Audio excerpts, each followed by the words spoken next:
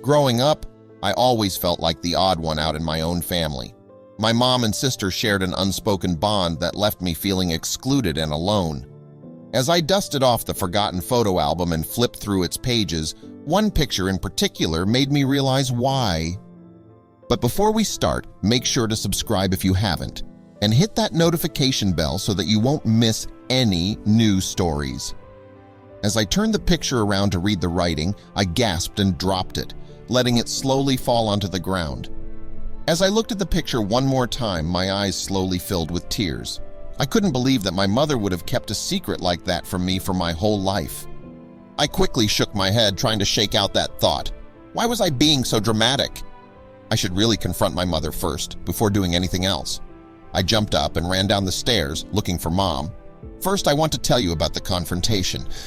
As I mentioned before, my mother, Samantha, has always had a perfect bond with my sister. They always knew exactly what the other one was thinking, and they were not only mother and daughter, but also best friends. Of course, it had nothing to do with me. I never did anything wrong, but it took me a long time to figure that out. So anyway, I ran downstairs and found my mom having tea with Ashley, my sister. They sounded like they were having a great time, but they fell silent as soon as I walked into the room. "Mom, can I talk to you for a second?" I asked, even though Ashley really was a total bitch to me most of the time. I don't blame her. "Mom, can you come over here for a second? I really need to talk to you alone. I'll be quick, I promise." She must have seen that I was very serious about this because she sighed and told Ashley, "Ash, go to your room for a minute, all right?"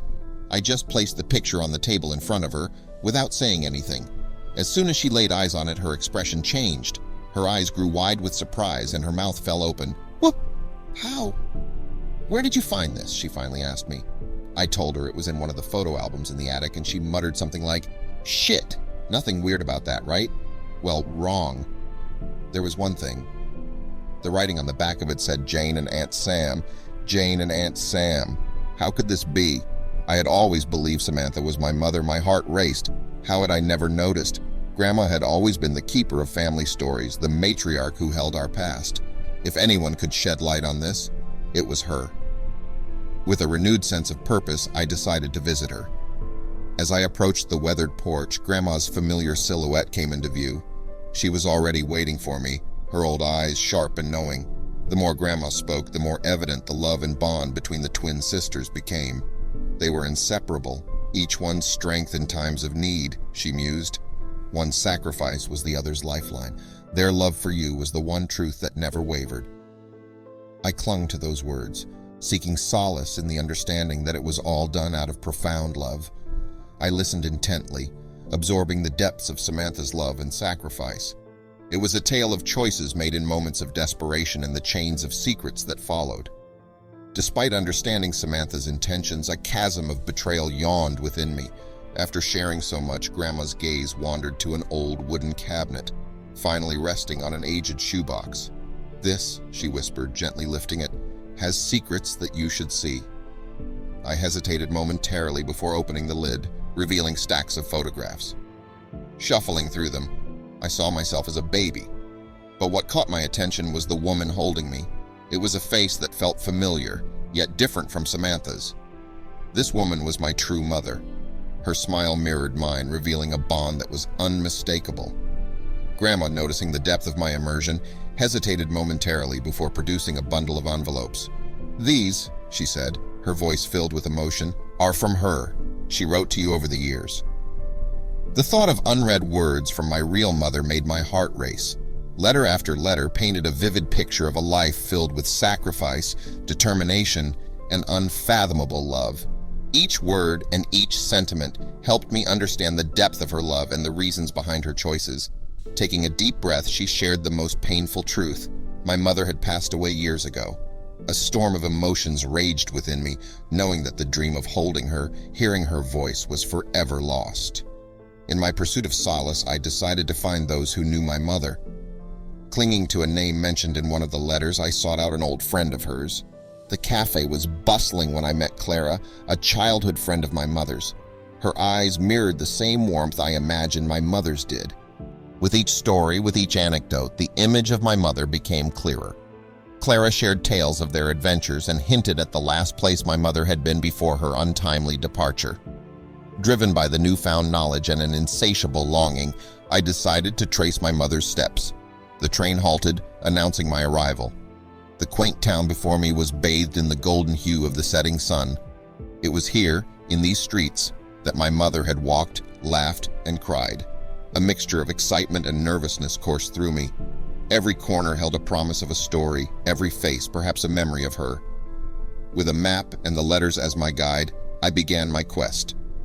The cobblestone streets, the charming houses, and the town square, each had tales of its own. But which of these held pieces of my mother's life? With each step, my heart thudded in anticipation, hoping to find traces, however faint, of the woman who loved me from afar. The aged bricks and worn-out paint of the building contrasted sharply with the vibrant memories painted in the letters. I hesitated for a moment, feeling the weight of the address in my hand. This was it. This was where she once lived, breathed, and dreamt. Taking a deep breath, I mustered the courage to knock, hoping the door would open to answers.